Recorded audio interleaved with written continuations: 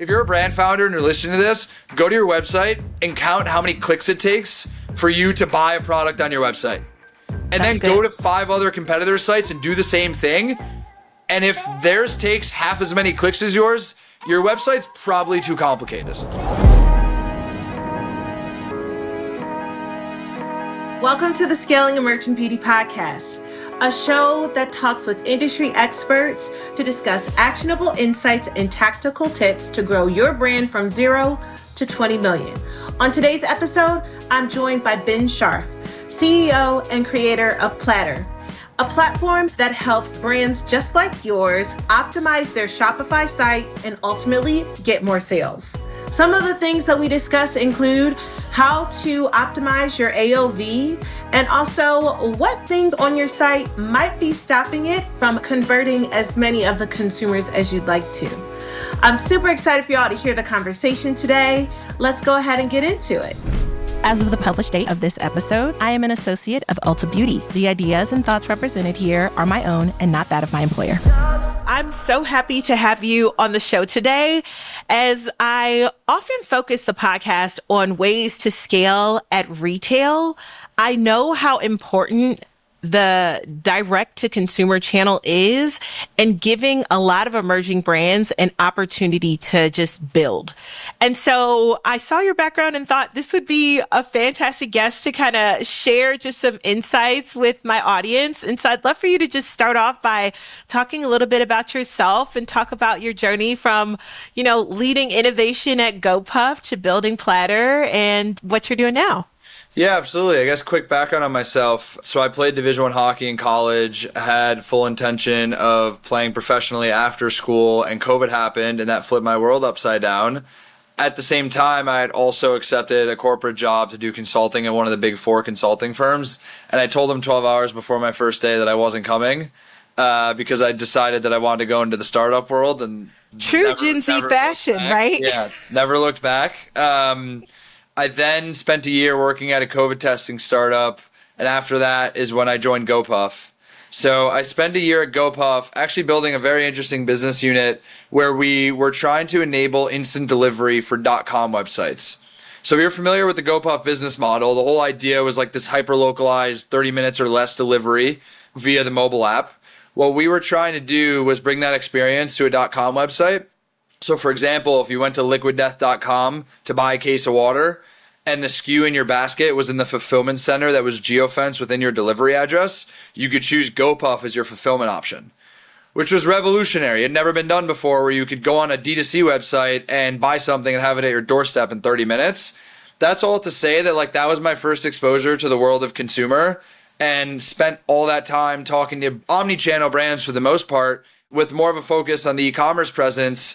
And through that year of learnings and relationships that I had built there, a lot of the same pain points kept coming up over and over, because I would talk to these brands about integrating into their Shopify website, and it seemed like whether they were doing $100,000 in revenue or $50 million in revenue, that it was complicated. They had a lot of different technologies integrated into their storefront. They didn't know who to go to help fix it. I was like, all right, there just needs to be a better way to manage this.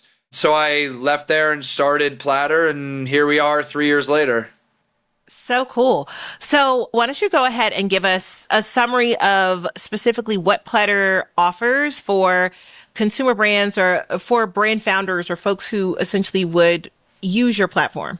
Yeah, so we're essentially a tech-enabled service business. So we have a professional services team and a software component to our business where we're building high-converting Shopify storefronts.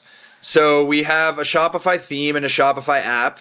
And with that, you can either come to us to get a full storefront for you. The whole idea there is that we'll give you a lot of the most popular functionality in one product suite to build you a storefront cheaper and faster without compromising quality. We've worked with brands ranging from 1 SKU startups all the way up to Mrs. Meyer's, right? So Mega and Everyman Jack, I guess, in the spirit of retail, is another big brand of ours that's a big retail name. So those are customers of ours where they've come to us to just simplify their storefront solutions while also wanting to maintain a level of quality. And then we also have a Shopify app called Platter Plus that is acutely focused around the checkout and post-checkout experience on your e-commerce storefront. So it's all around driving the consumer to spend more money. So really aimed at increasing average order value.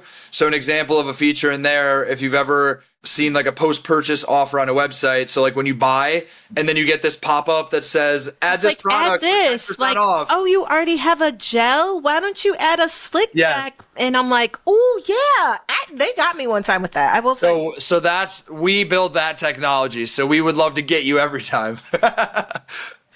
And so this tool essentially is helping the brand itself, if you will, so that storefront generate more income by using tech and tools to drive more business to the site. It's a combination of software and then just like strategy and knowledge, because we've built over 150 sites in the last 2 years. That's really cool. So cool. So a big part of running these digital businesses, right? Even I think about like what GoPuff was likely trying to do is providing convenience to the consumer, which is like consumers super happy. But the back end of that is profitability. Even if I think about things like Amazon Prime and me also being a Prime customer and being upset if, my 2-day delivery window is unmet, right? I'm like, oh, that's so frustrating. But the reality of the costs behind that are really high.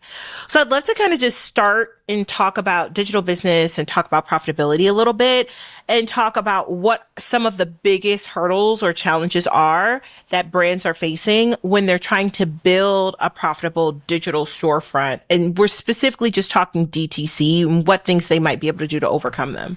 Yeah, I mean, I think a big point to touch on there is how the change in the macroeconomic climate over the last couple of years has drastically impacted like strategies for brands online. Right, like in 2021 in what I guess we would call the ZERP era, you had investors that were throwing money left and right. You had consumer brands that were raising 9 figures of funding on tech multiples, and it was just like chaos. Right, so in that time period, it was just growth at all costs. It did not matter if you didn't even if the word profit did not come up once in your leadership meeting for 3 years. Right, and then the markets changed, and access to capital was not as readily available. And all of a sudden, people were like, oh, wait, I actually need to figure out, like, how am I going to make money? Right. What's my margin? Did you say margin? What is that? Exactly. And so that was like, there's like this interesting intersection of the market conditions and like our entrance into the market where we were like, okay, profitability is like the metric that we talk about all the time. So to give you a little bit more context on our business, we see it as being able to help the merchant on both ends of the spectrum. So on one hand, our thesis is that a lot of development agencies, because they get paid for their time, they're incentivized to make things really expensive and complicated. And the second piece to it in the Shopify ecosystem, there's a lot of third-party solutions. There's over 10,000 of them where brands don't know what they should be using, how much they should be paying, and it becomes just like very overwhelming. And you find yourself in a position where you ended up overpaying for a website, integrated way too many third-party apps, and it's an absolute cost center for your business. So in our eyes, we're like, if we can build a lot of this functionality into one product suite to consolidate your costs and improve your operational efficiencies, and then also give you best practices around how to increase your average order value and your conversion rate, then we can not only make you more money, but save you more money and thus make you a more profitable business, which, newsflash, the idea of being a profitable service provider resonates very well in 2025. I love that. And congrats to you on figuring that out. In talking more about profitability, what are some tactical things that brands might miss when they're talking about trying to optimize their sales and their profitability when they're online? Because I do think there are some things where it's like this small tweak can change things significantly. So I think a very big component to that is understanding which levers you can actually pull to become more profitable, right? Like, I think there's a lot of people who just assume I need to make more money to become more profitable, or I just need to save more money to become profitable. The answer is actually you can do both.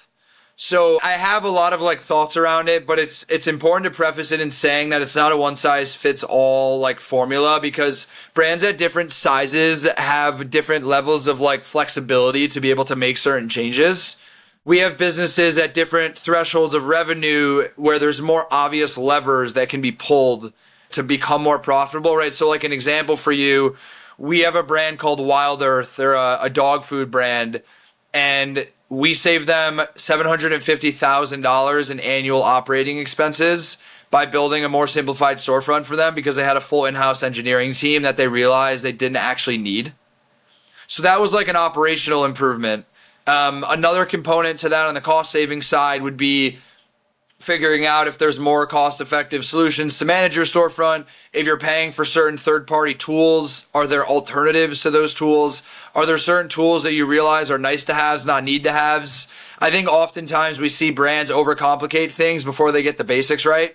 My favorite is when someone tells me how much money they spend like A/B testing, and then they tell me how much traffic they get to their website. I'm like, you don't even have statistical significance to know which test is working. Like, you should just focus on the traffic part and not be spending money on A/B testing. But then on the other side of it, which I would say is where we really focus, is all around increasing average order value and conversion rate. So we love working with brands that have medium to large catalogs, mid price point, that can do a lot around gamification, right? So this idea of being able to upsell and cross-sell products. So think like bundle builders, in-cart upsells, checkout extensions, post-purchase upsells. And then with these incentive bars, you're making the consumer feel like they're being rewarded for spending more money.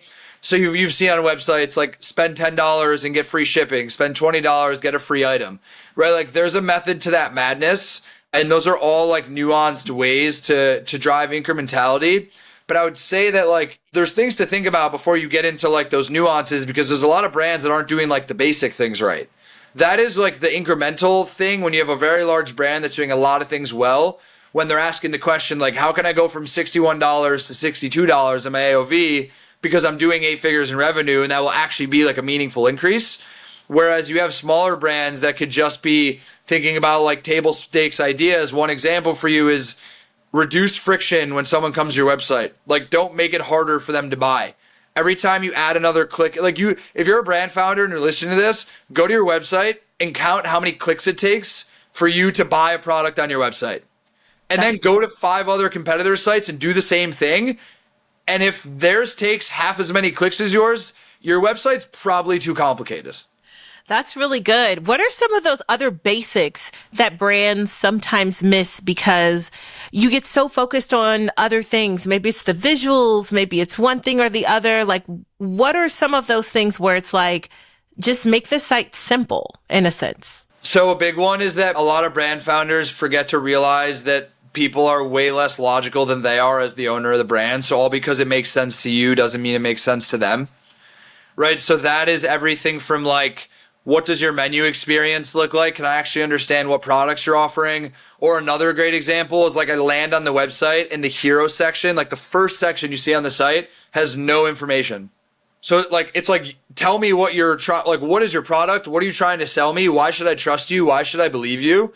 So just like the simple components around like having social proof, making it very easy to understand. Like, I think it's like the dummy test, right? Like, give your website to a 5th grader and give it to a 90-year-old as well. Like, can they understand where you want them to go and like what they should be doing? And because you can't fight objective feedback. You can't. And that example of testing with a 5th grader, right, and a 90-year-old, that's really good because that gives you both ends of the spectrum of, you know, someone who might not have grown up with technology. It's super easy for them, and someone who knows technology likely very well, but isn't necessarily like someone who's a regular consumer. That's really, really good. And would you say like some of these things are things that brands can fix themselves? I'm always curious when I talk to folks on the show, like, is this something that a brand founder can do themselves? Is this something that they need to pay someone else to do? At what point is it like, okay, my site, my DTC site I need to hire someone for this, or I can kind of handle or manage a lot of these things myself or in-house? I think there's 2 parts to that answer. Part 1 is just like, how technical are you as a founder, right? We've had brand founders who have 0 technical expertise, but they're some of the most brilliant founders we've ever worked with because they know what they're good at and they know what they're not, and they're really good at delegating the things they're not good at. The second side to that is, even if you do have the technical capabilities, at what point is that not the best use of your time? So it's just thinking about like leverage and impact. So it's all to say like there's not a one size fits all answer. But ideally, like out of the gate, you should try to be able to like test things or at least know what you should be looking to test. And then recognizing, like, as the business is scaling, like, where is the best use of your time and where are there problems that you can throw money at to solve? Because we've had brands who get outside help for the first time once they're doing 7 figures in revenue. We have a couple brands right now that we're working with that are net new brands. So it really just depends on what your skill set is. Are you venture backed or bootstrapped? And what kind of business are you trying to build? Right? Because there's also the element of like, I'm just building a lifestyle business, which honestly, kudos to you for doing that because usually you end up making more money that way. But then when you have brands that are raising money that are under pressure to scale at an insane pace, like they just need to add a whole new level of sophistication way earlier in their life cycle than others because they're trying to just hit way higher metrics way faster. Yeah, the pressure is on for sure when you are VC backed because that clock is ticking and it's like, now, especially more than ever, it seems like you need to hit that profitability very soon. And so there's a lot of pressure to get everything right, or at least to leverage the resources that you have to make sure that you are optimizing and maximizing sales in the best way possible. Exactly. I know also that when it comes to DTC sites, like a lot of emerging brands rely heavily on Shopify. And just for those that are listening, I know they might not necessarily understand like Shopify as it is something that is integrated into the site or it's like it's, kind of like sits on the DTC site. So I'd love to just kind of talk a little bit about that and what are some key strategies that can help maximize conversion? You talked a little bit about kind of like hero images, but are there other things that brand founders should be doing to regularly review their site, regularly review their competitor's site? Are like the new things that come out on Shopify actually worth it to implement? Is less more? Would love for you to talk about that. Yeah, I mean, I think the first part of that question is understanding like the value of Shopify versus alternative platforms. So like the way that I describe it to people in layman's terms, like the analogy that I would use to describe how Shopify function is similar to that of like Apple with the iPhone. So like Apple is the infrastructure that created the iPhone and then they gave you like the app store to go solve all your problems, right? So you want a mail app, you want a calculator app, whatever it is, you go to the app store and you download it. Shopify is that, but for online websites, right? So like they're the infrastructure. They give you this ecosystem of tools and support to just easily build your website. So they support brands that, we could go start a brand right now and just sell one product all the way up to brands that are doing 9 figures in revenue and beyond. And so I think the first thing I'll say is that obviously I'm very bullish on Shopify because we only work exclusively with brands on Shopify. So I think that's kind of the first piece is ultimately deciding like what platform you want to use for your business. But then when you're within Shopify, I think my advice that I would give is you should be focusing on different aspects of your business depending on where you're at in your journey as far as like your revenue threshold, right? This goes back to the example that I was talking about where it's like brands are A/B testing when they don't even have enough traffic to get statistical significance. If you're a smaller brand, you should be focusing on just validating that people actually want to buy your product, right? Like as you move up the ladder, there's different levers you can pull. There's different things you should be thinking about. But what's most important is that you don't put the cart before the horse and start spending time on things that aren't going to drive the needle in the immediate term, which is why Shopify is such an amazing platform because they reduce the barrier to entry to get into it. And then they give you the ability to get more sophisticated if you want to. But I would say from like a progression perspective, new brands really just need to focus on like validating that someone wants their products. I think as you move up, call it level 2 for the sake of the example, you can start to figure out like, okay, how do we drive more awareness to this website? Then it's about how do we make it easier for people to buy more frequently and to buy more products when they are purchasing. And then when you get beyond that, that's when you can start to get into the sophistications around how can I find every incremental benefit possible.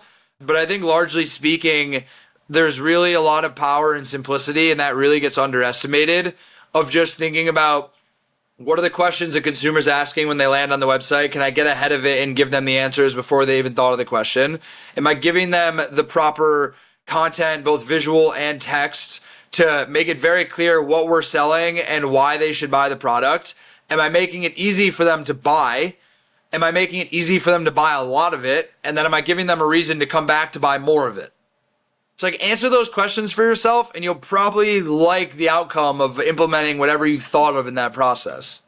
Those are great questions to ask. And it's so interesting because in some ways, the questions when you're online are very similar to what they are in store. But what I often share with brands is my expertise is definitely more in like physical retail stores. It's like, in order for you to be ready to scale and sell the many quantities that are needed to be successful at big retail stores, you need to have that proof point shown online. So all of the things that you're saying in terms of asking those questions, they're actually critical pieces that will end up coming in handy once your brand hits the shelf, because now you have the proof point. You're like, yep, I did ask the question, or yep, I know when we offer this product or this type of sale, we know that that drives sales growth for this as a free product as a free gift with purchase. Or we know that if we talk about this, cleanser, that this serum that goes with it is a really easy add-on. Like, those are some of the things that as you're building your DTC site and your business and you are just in that DTC channel, it can ultimately help you later on as you're growing. One of the things that I always say as well, because we actually have a handful of customers that are retail first brands, but what we always say is that your website is your digital footprint of your business, right? So like, even if you go meet with a retailer, like, they're probably going to go look at your website, right? So you want the quality of the website to accurately represent you as a business, because a good website is only going to increase the likelihood that a retail buys into your narrative and your business, versus if they go to it and they're like, what is this? And then it starts to like bring a bunch of questions into their head that shouldn't be there. Totally. I'd love for you to also just share, because it sounds like you have a number of brands that you've worked with. I'd love for you to talk through just some success stories, just to give an example of how making small changes, either through Platter or again through the Shopify site, how that can help increase sales, how that can help user engagement, whichever kind of story you'd like to tell. Would love to just hear one of those examples. Yeah, I think we'll do Everyman Jack, because I know that's probably a brand that people in the retail world are very familiar with. That's an example of a brand that came to us with, granted that, they've been around for a minute, they're a very large business, and they came to us with the issue of having an extremely complicated website, right? So they had a fully custom built storefront where they had to rely on in-house developers to make changes every single time they wanted to edit the website. And their website was slow, and it became really expensive for them to manage the website. And so it got to a point where they needed to switch to a new solution that was able to maintain the same level of quality that they were aiming to have, but introduce that level of simplicity into like the ease of use of making changes, updates, etc. And that's a brand that we work with now, still till this day, ended up saving them over $250,000 in annual operating costs by being able to maintain the level of quality and sophistication that they wanted, but in a much simpler way by using Platter. Less is definitely more, it sounds like. So I love to hear it. Well, look, I've really enjoyed our conversation today. I love learning a bit more about the DTC side. Again, it's not necessarily the area that I'm most familiar with, but more and more, I do see that it's a critical piece. Before we wrap, I'd love to just end. I ask all of the folks that are on the show a question about scaling. So I'd love for you to provide general advice that you would have to brands that are looking to scale. It can be specific to Shopify or Platter, your platform, or just general advice. What would you share with founders that are looking to scale and grow and build their brands? If you build a good product, people will use it. You have access to platforms today to unlock distribution that have never existed before, whether it's Instagram, TikTok, Facebook, the list goes on. I've seen brands that have exploded overnight because they've gotten their product in the right hands at the right time. So I think like to bring that together, it's make sure you have a high quality product and focus on getting your high quality product in the right hands. And if they actually buy into what you're building, you will get the scale that you deserve. Thank you. Sometimes we think, I talk a lot about the complexities with retail, and there are definitely a lot. There's a lot once you get to actual brick and mortar retail, like a lot that you kind of got to make sure you have. But there's some real truth in what you said there, which is like, if you have a really good product and you can get it in front of the right people and you know how to do that in repetition, over and over. You've got a good business, right? It is like you got to keep doing it, but you've got a good business. Totally. Awesome. Well, look, thank you so much for joining me on the show today, Ben. This was a great conversation. I really appreciate having you. Thanks for having me.